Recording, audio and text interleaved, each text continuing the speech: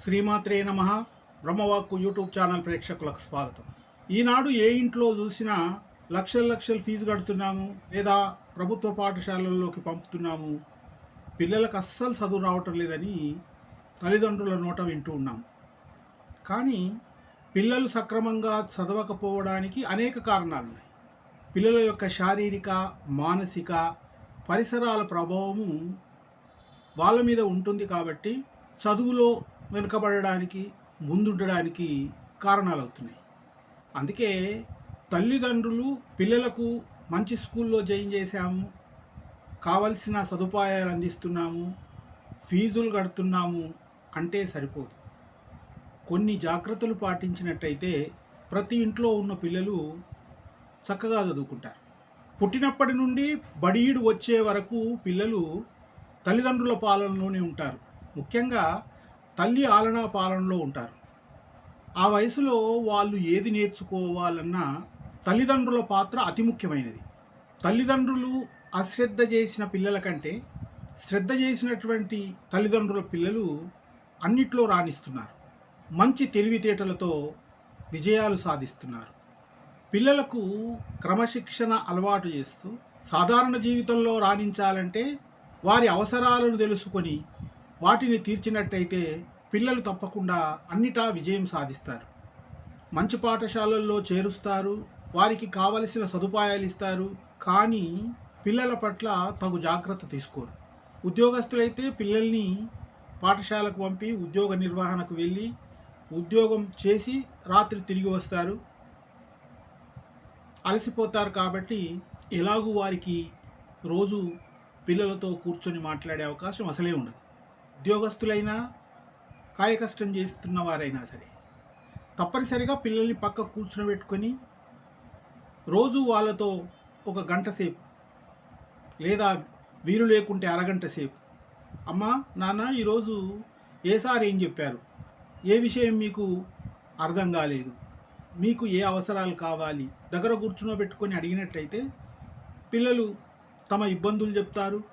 పాఠశాలలో కలిగిన అసౌకర్యాలు కూడా తెలియజేస్తారు. పాఠాలు అర్థం కాకపోయినట్టయితే ఆ విషయం తెలుసుకొని తగిన మార్గదర్శనం ఇవ్వాలి.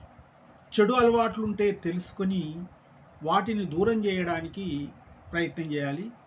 పాఠశాల నుంచి రాగానే పిల్లల్ని ప్రతి తల్లిదండ్రులు చెప్పే విషయం ఏమిటంటే హోంవర్క్ చేయి, చదువు అని కట్టడి చేస్తుంటారు. అలా చేయకుండా ఉదయం నుంచి సాయంకాలం వరకు పాఠశాలలో చదువుకొని వచ్చాడు, ఇంటికి రాగానే వాళ్లకు కొద్దిసేపు ఆడుకోవడానికి, వాళ్ళకి ఇష్టమైన విషయాలు తెలుసుకోవడానికి కొంత సమయం ఇచ్చినట్టయితే అలసట పోతుంది. ఆ తర్వాత చదువుకోవడానికి వాళ్ళను పురమాయించాలి. పిల్లల దగ్గర కూర్చొని తమ చిన్ననాటి రోజులలో పాఠశాలల్లో జరిగినటువంటి విజయాల గురించి తెలిపినట్టయితే పిల్లలలో ఒక ఆత్మస్థైర్యం ఏర్పడుతుంది.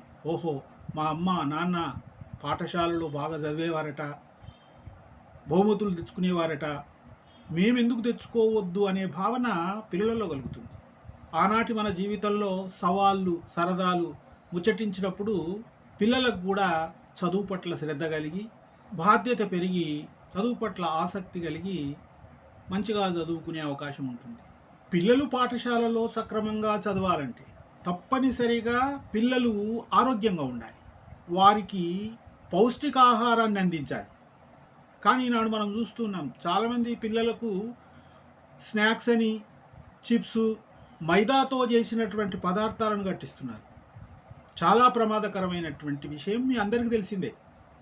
మైదాతో తయారు చేసినటువంటి పదార్థాలు పిల్లల యొక్క ఆరోగ్యాన్ని క్షీణింపజేస్తాయని తెలిసినా తల్లిదండ్రులు ఆ పదార్థాలను కట్టిస్తూ ఉన్నారు. ఆ పదార్థాలకు దూరంగా ఉండేటట్టు ప్రయత్నం చేయాలి. పాఠశాల నుంచి వచ్చినటువంటి పిల్లలు రాగానే టీవీ చూడడము, ఫోన్ చూడడం అనేటటువంటి అలవాటు ఉన్నట్టయితే తప్పనిసరిగా ఈ అలవాటును దూరం చేయాలి. లేకుంటే ముందు ముందు చాలా ప్రమాదకరం. ఆన్లైన్ తరగతులు జరుగుతున్నాయని చెబుతున్నారు కాబట్టి అవసరమైనంత వరకు మాత్రమే సెల్ ఫోన్ను ఉపయోగించినట్టయితే పిల్లల భవిష్యత్తు బాగుంటుంది. భోజనం చేసిన తర్వాత పిల్లలు తప్పకుండా 9, 9:30 వరకు నిద్రపోయేటట్టు చర్యలు తీసుకోవాలి తల్లిదండ్రులు. మరి ఎప్పుడు లేవాలి? బ్రహ్మీ ముహూర్తంలో లేవాలని చెప్తున్నారు. అంటే ఉదయము 4 గంటల తర్వాత లేచి చదువుకున్నట్టయితే కఠినమైన విషయాలైనా సులభంగా నేర్చుకుంటారు. తల్లిదండ్రులు వారానికో నెలకో పిల్లల్ని చిన్న పిక్నికో జూ పార్కో పిల్లలు వినోదం పొందే ప్రాంతాలకు తీసుకెళ్ళినట్టయితే పిల్లలు చాలా మానసిక ఆనందం పొందుతారు. ఆనందకరమైన ఆహ్లాదకరమైన వాతావరణాన్ని నాకు అందిస్తున్నారు, నేను బాగా చదువుకోవాలి అనే భావన పిల్లలలో ఏర్పడుతుంది. పిల్లల యొక్క వ్యక్తిగత పరిశుభ్రతపై కూడా శ్రద్ధ చూపెట్టాలి. పళ్ళు ఎలా తోముతున్నారు, వాళ్ళ విసర్జక విషయాలపైన కూడా శ్రద్ధ చూపెట్టాలి. ఎందుకనంటే ప్రతిరోజు మలమూత్రాలు సక్రమమైన సమయంలో విసర్జింపబడ్డట్టయితే ఆరోగ్యంగా ఉన్నట్టే లెక్క. అందుకే వాటిపైన కూడా తల్లిదండ్రులు శ్రద్ధ చూపెట్టాలి.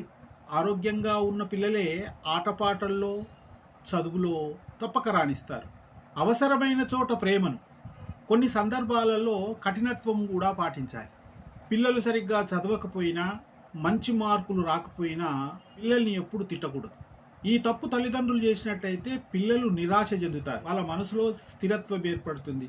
మార్కులు రాలేవు, తిట్టారు, కొట్టారు, మళ్ళీ రాకపోతే కూడా అంతే కదా అనే భావన పిల్లలలో ఏర్పడుతుంది. అందుకే బాగా చదవకపోయినా, మంచి మార్కులు రాకపోయినా ఎందుకు రాలేవు, మంచిగా చదవడానికి పిల్లలకి ఏమి అవసరాలు ఉన్నాయి తెలుసుకొని చర్యలు తీసుకోవాలి తప్ప కోపతాపాలు పనికిరావు. పిల్లల ముందు భార్యాభర్తలు ఎన్నడూ పోట్లాడుకోకూడదు, తిట్టుకోకూడదు, కొట్టుకోకూడదు.